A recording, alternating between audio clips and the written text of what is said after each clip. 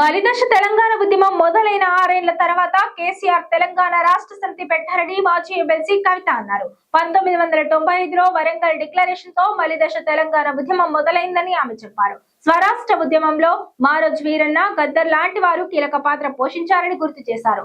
తెలంగాణ జాగృతి ఆధ్వర్యంలో ఇవాళ హైదరాబాద్ లోని ఆర్టీసీ కళ్యాణ మండపంలో నిర్వహించిన ఉద్యమకారుల ఆత్మ గౌరవ సభలో కవిత మాట్లాడారు. ఈ తెలంగాణ గడ్డపై విరామం లేకుండా ఒకదాని తర్వాత మరొక ఉద్యమం కొనసాగుతూనే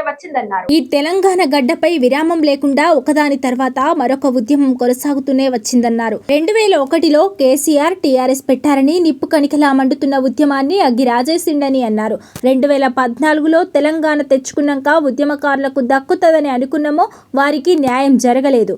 తెలంగాణ ఏర్పడిన తర్వాత ఉద్యమకారులకు సరైన న్యాయం జరగలేదని, ఎక్కడైనా ఉద్యమకారులకు పదవులు దక్కితే వారు మిగతా వారిని పురుగులను చూసినట్లు చూశారని విమర్శించారు. తెలంగాణ ఉద్యమ సమయంలో మనను కొట్టించారో వారు సార్ పక్కనే చేరిండ్రు. కేశవరావు జాదవ్ చనిపోతే ఆయనకు అధికార లాంఛనాలతో అంత్యక్రియలు జరిగాయా?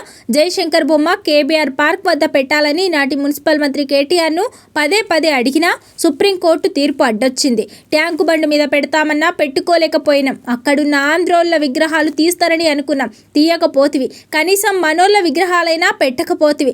ఆ బాధ వెంటాడుతూనే ఉన్నది. ఇప్పుడొచ్చినా ఎవరి బొమ్మలు పెడుతుండో అర్థం కాని పరిస్థితి ఉంది. ఉద్యమానికి వ్యతిరేకంగా గన్ను పట్టుకొని తిరిగిన రేవంత్ రెడ్డిని గెలిపించుకున్నాం. ఆయనకు ఏం సోయి ఉంటది? తెలంగాణ అంటే రవీంద్ర భారతిలో గద్దర్, బీరదరాజు, రామరాజు, సుద్దాల విగ్రహాలు ఉండాల్సింది. ఎవరి విగ్రహాలున్నాయి?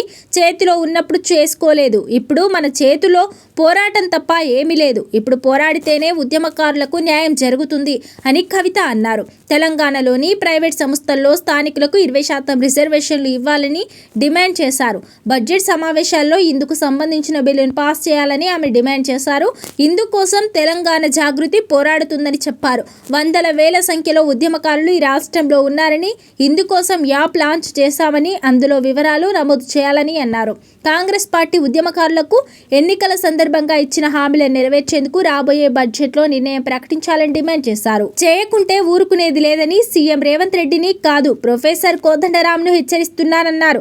రేవంత్ రెడ్డిని నమ్మింది కోదండరాం వల్లేనన్నారు. రేవంత్ రెడ్డి ఉద్యమ వ్యతిరేకి అయినప్పటికీ కోదండరాం ఆయన పక్కన చేరాడు కాబట్టి ఏమైనా మనకు పనికి చేస్తాడని ఉద్యమకారులు భావించారన్నారు.